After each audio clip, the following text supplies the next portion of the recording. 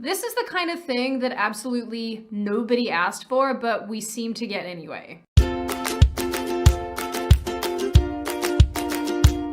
Hi, my name is Sydney, welcome back to hell. And as per usual, before we launch in and do the thing, this video is sponsored by Blinkist. As you may have probably noticed, I took a little bit of a break from uploading, but I'm back now, and I'm sorry to have disappointed you in the interim. And if I'm being completely honest, between my new show on Blaze with Elijah Schaefer and watching the complete and utter destruction of my home country, Australia, I needed a bit of a break, lest I spend all my time weeping from exhaustion and emotional fatigue. I've also been trying to get my website up and running and have made a bunch of changes to that and have some really cool stuff coming, like merch that I've been promising for I don't know how long, a really long time, sorry about that. So feel free to subscribe to my email list on my website so that I can send you the occasional non-annoying email to keep you up to date with what I'm doing and merch drops and all that fun stuff. Anyway, I am sorry, but I am back, and as I promised, I will make something of value rather than just,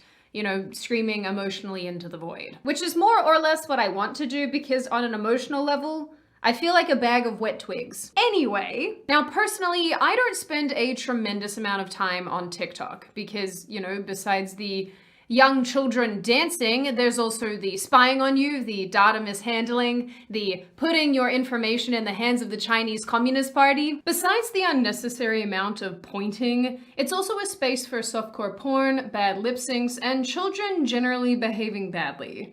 Which should come as a shock to nobody, given that TikTok is predominantly used by teenagers and young children. That should fill you with confidence while you watch videos of 16-year-olds dancing and young men with paintbrush hair, lip-syncing to licking cats. For not a single second does anybody believe that's what you meant, which kind of makes all of this way creepier. But besides the plethora of very obvious issues with the app, I think it's also fair to say that in a lot of ways, it is a factory for mental illness. I mean, honestly, you can probably argue every other app is as well, like Instagram, that makes you think you're ugly, but you aren't. It's just better when you're behind a wall, in the dark. And YouTube, that one is reasonably self-explanatory. But TikTok is a special kind of hell, and that's what we're going to talk about today. TikTok was launched in late 2016 and quickly became exceedingly popular after similar short video apps like Vine and Musical.ly. And all are equally as bad as each other. The app is now so popular, there are people who dedicate a lot of their time to reacting to its content, like my co-host Elijah Schaefer, or the Twitter account Libs of TikTok. Running into these videos is unavoidable. They're short, sharp, and hyper-shareable, meaning that they're everywhere, from Instagram to proliferating on my Twitter feed. But most of us don't necessarily stop to think about the long-term consequences of creating digital playgrounds where children can be as shallow, as hypersexualized, and as narcissistic as they like. Most of us don't stop to think about how radical gender theory has made its way onto the platform. From a plethora of videos about being non-binary, transgender, gender fluid, or even the creation of new pronouns and genders themselves. And seeing this content is fairly common. You're only ever a few short clicks away from learning about tree and demon genders. Hi, my name's Jasper. I use they pronouns. Hi, my name is Liana. I use they demon pronouns. This video is how to use our pronouns. So Liana uses they them pronouns and demon pronouns. So the first sentence would be, Liana is my partner, they are cute, and I am theirs. I love them very much, and I hope they love themselves too. For the demon pronouns, it would be, Liana is my partner, Deem is cute, and I belong to Deem. I love Demon very much, and I hope Deem loves Demon's self too.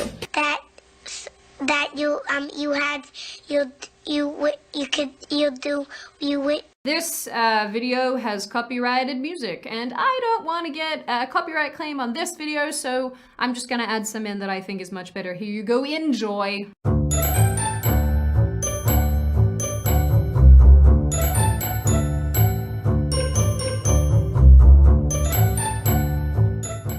Why when people ask me if I have hope for the future, I'm like, I am dull. I am one of our object alters. When I front, I find it very difficult to remember things that the body requires, such as how to move, how to blink, how to breathe, and how to speak.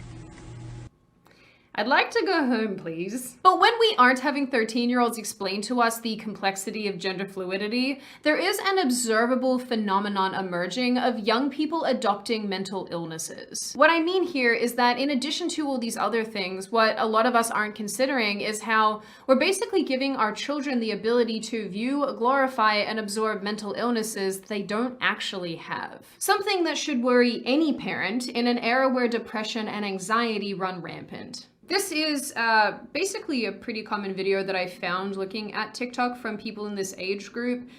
This has obviously got copyrighted music on it, so I took it out. But you get the sense, you know, these people are always singing along to sad songs and they always look really sad. And this girl's talking about going to the dentist, which I don't know. I mean, I went to the dentist the other week and it really wasn't that bad. I mean, they even tried to like Novocaine my mouth up and stick needles in my mouth. So I don't know, like, girl, just eat your soup.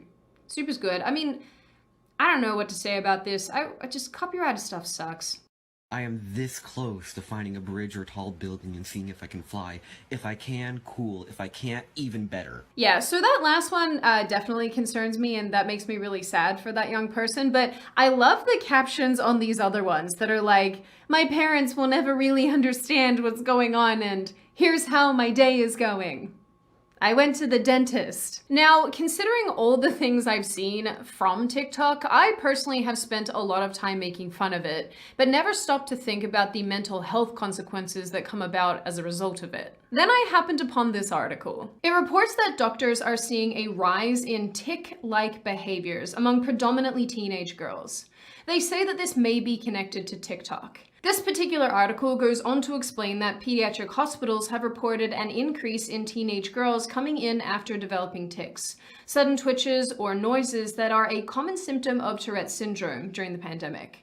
The sudden rise is unusual, with tics typically occurring in boys, not girls. Experts in the US, Canada, the UK, and Australia studied the patients for months and consulted between hospitals, finding that the common factor between the girls was an interest in watching TikTok videos from influencers who said that they have Tourette's syndrome. The article goes on to add that researchers from pediatric hospitals published a study in August, suggesting that since March 2020, referrals in the US, Canada, the UK, Germany, and Australia went from 1 to 2% to 20 to 35%. I'd like to note here just really quickly that I'm not saying that all of these girls are pretending to have tics. I'm sure some are. I'm sure that's the reason behind them doing it. But some of these might be entirely legitimate, given that tics can in fact be triggered from watching other people tic. I just want to make that clear. I've got to be honest, when I started writing this video, I wasn't expecting to find an article about how young girls are developing tics from watching TikTok videos, but what did I even really expect? It's 2021, and this is hell. What can I say? The puddings will tick, and I'll be over here quietly excusing myself from planet Earth. It's been fun, but no more. I'm also pretty sure that people tried to tie this story to another phenomenon called dancing mania, where in mainland Europe between the 14th and 17th centuries, people would just erratically, randomly burst into dancing together. Yeah, I don't know what's happening either. Now, what will inevitably get a little weirder for many of you is realizing that this adoption of mental illness, or the adoption at least of appearing mentally ill, is something that's a lot more common than we previously thought. There's a genuine chance that the next person to misgender me might get a punch in the face, and I really don't know what to say because there's nothing I can do about it. Don't blame me. You're the one that misgendered me. My hands are just the ones that reacted. Another article from July 2021 titled DSM-5 TikTok asks what happens when social media makes certain mental illnesses go viral. The author, who appears to be a psychiatrist, I guess, says that she quickly learned that dissociative identity disorder, previously known as multiple personality disorder, Tourette's, ADHD, and autism were exceedingly popular on the app, leading her and her colleagues to ask why mental health influencers were faking their mental illnesses. I'm taking this off. I'm gonna take it off. Please don't. It's art. Don't take it off. Hello again. I should go.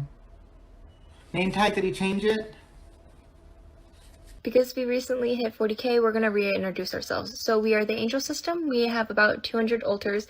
We are diagnosed by psychiatrists that we do have DID. And the body age is 17, and we are all happy to. Rightly, they note that proponents of these mental health illnesses often glamorize disorders they don't actually have. This, I think, we could easily extend into why a lot of young people identify as non-binary or transgender or gender fluid and what have you, given that TikTok has a very loud and very big vocal community. Interestingly, if you look into the topic a little, you'll find many articles that say TikTok is the heartland of LGBTQ content. One Washington Post article even argues that TikTok has become the soul of the LGBTQ internet. Another tells us how non-binary and transgender creators are using the platform to inform, educate, and reach a broader audience. One self-proclaimed non-binary person noted that they get messages all the time from people all over the world who have recently come out of the closet and are struggling with their own identity. These people then thank this non-binary creator, I guess, for their videos, thank them for coming out and the confidence that has helped them navigate their own lives. I'm proud that me being myself, showing up and taking up space and letting people know we exist will slowly change culture. And you don't have to look very far to see this in action, especially all that changing culture stuff.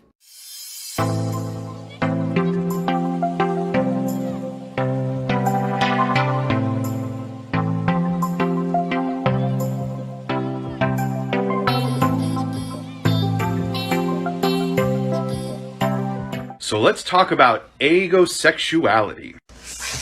So agosexuality is an identity on the asexual spectrum. It's one of the micro labels, and it describes people who have a comfort level with sexual things, like they may experience sexual fantasies, or they may be comfortable watching sexual content, reading erotic stories, or watching erotic movies, but they don't want to participate in sexual activity.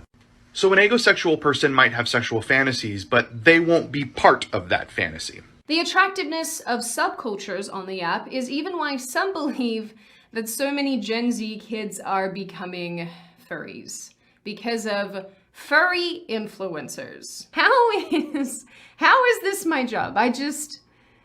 Okay. On a serious note, I am really glad that I grew up in a time before the internet was properly what it is now. You know, I'm thankful for you, dial-up. Really thankful for you. For keeping the furries away. It's probably because the images would not load quickly enough for you. Shut up. I mean, I don't think it's too difficult to understand why somebody might fake something for the sake of popularity. I mean, just take a look at Instagram. Not a real butt anywhere. In April 2021, TikTok launched #WellnessHub, a place for health and lifestyle tips, but also a place for the proliferation of hypochondriacs and pretend sick people. Enter Munchausen's by Internet, a term created in 2000 by Dr. Mark Feldman, a clinical professor of psychiatry. He's also apparently an international expert on factitious disorder, Munchausen syndrome, and Munchausen by proxy. Look at all these books and papers he's written about it. Much expert. Many doctor. Munchausen by Internet is so popular, it even has its own subreddits dedicated to exposing people who don't actually have the illnesses they claim to have. These subreddits are pretty savage.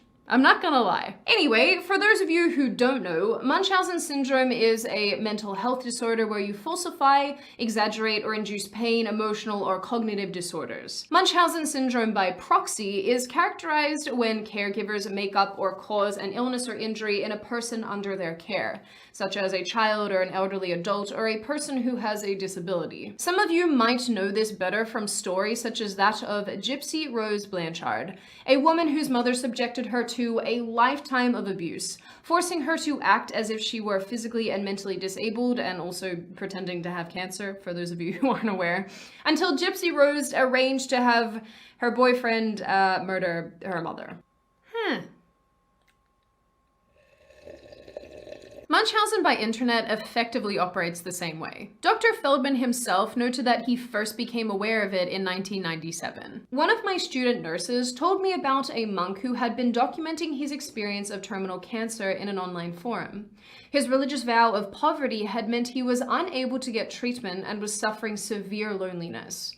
The monk eventually admitted to making the whole story up, that it was a hoax, no cancer, no nothing. A more recent example noted in almost everything I read about this topic discussed Belle Gibson, a woman who also faked cancer, raised hundreds of thousands of dollars to fight said cancer, fooled the media entirely, only to admit that she made it all up. Now, you're probably wondering how all of this relates to TikTok and other social media platforms. Consider the fact that these are run by likes, shares, online popularity. People want to be famous. Even surveys of young people asking them about what they want to do in future has them saying that they want to be YouTubers or TikTokers, and so on. Dr. Feldman suggests that social media appeals to people who are hungry for sympathy and attention. He adds that the more interesting the ailment, the more intense the attention. You guys know how I've always said that the Gen Z weirdos of today are the equivalent of the emo weirdos of my generation, just with, fancier issues? Yeah, that. I mean, you could argue that identifying as a tree is a lot more interesting than dressing up as every disappointment your parents ever had in you, but with eyeliner. Anyway, in a period of time where celebrities announce that they are non-binary, transgender, or gender fluid, leading to the revival of their careers or finding a new wave of accolades and support, it doesn't seem tremendously far-fetched to suggest that children might find this does the exact same thing for them. And the reality is that the romanticization of mental health issues and radical gender theory on social media is nothing new. In 2013, The Atlantic published an article titled "Social Media is Redefining Depression." Online communities like those on Tumblr are perpetuating ideas of beautiful suffering, confusing what it means to be clinically depressed. The writer notes that glamorizing suffering, depression, eating disorders, and mental health issues through artsy online content is confusing the issue. Black and white photos of mystical, emaciated women who stare off into the distance put psychological torment and beauty on the same page. And quotes like, "So it's okay for you to hurt me, but I can't hurt myself," and "I want to die a lovely death," try to justify self-harm. All of this is at the tip of anyone's fingers. Anyone can search tags like self-harm, depression, or sadness, and find thousands of blogs with similarly distorted visions of what it means to be depressed. The pendulum has swung from "let's never talk about it" and "let's never educate ourselves about it" to "let's everyone blab about it." The doctors in this article noted that the depression they're observing in teenagers is increasing year on year. And for whatever reason, they're out and loud and proud about it, often self-victimizing and self-misdiagnosing in order to meet the exceedingly high expectations of the internet. A 2017 paper echoes this sentiment, noting in its abstract. This paper aims at examining particularly the role of social media. It emphasizes the fact that such openness in mental health issues can be misleading and in some cases manipulative, thus leading to a more complex disorder in some cases. This work will present 2 case studies illustrating the glamorization of some mental health diseases on social media, and how the youth might be misled into wrong practices in that respect. It also adds that social media promotes such psychological burdens as desirable and necessary. As of 2019, we're even accusing singers like Billie Eilish of glamorizing mental health issues. I don't know if she's glamorizing mental illness so much as just making music that's very unenjoyable to listen to. That's a joke, but not really. Please don't yell at me. I can only listen to so much repetition in one sitting. The internet seems to agree that TikTok has a huge mental health community. And the problem is there's just so much glorification, suggestibility, and appeal to having many of these mental illnesses. Except, like I said, rather than putting on your emo makeup to be counterculture like in the early 2000s, kids today are adopting brand new pronouns and genders and other mental illnesses that they otherwise probably wouldn't have been exposed to. Looking into this topic, I found article after article discussing how TikTok has made eating disorders cool, or mental health issues trendy. And the same things are being said again and again by doctors again and again. Young people are misdiagnosing themselves and trivializing actual illnesses for the sake of popularity, fitting in, or otherwise feeling a sense of belonging. And more importantly, with the ongoing emphasis on pronouns, new genders, gender fluidity, and so on, it's not hard to see how otherwise everyday kids are being swept up in the glamorization of being something other than what's considered normal and standard. But it's also a breeding ground of toxicity for everyone, but especially for kids and teenagers. TikTok is without question contributing to the mental health epidemic that we're seeing day in and day out. And the saddest part about all of this is that it feels as though no one is paying enough attention to actually do anything significant about it. Now I open the floor to all of you. What do you all think? Is TikTok as bad as I think it is? Is TikTok actually completely okay? Is it not good to have children accessing apps like this and social media like this? Is this actually contributing to the mental health epidemic? Is something else contributing to the mental health epidemic? And what do you generally make of this issue overall? As always, if you like the video, hit subscribe, the thumbs up button. If you want to leave a comment, feel free to do so, just be respectful about it. And I will see you guys next time.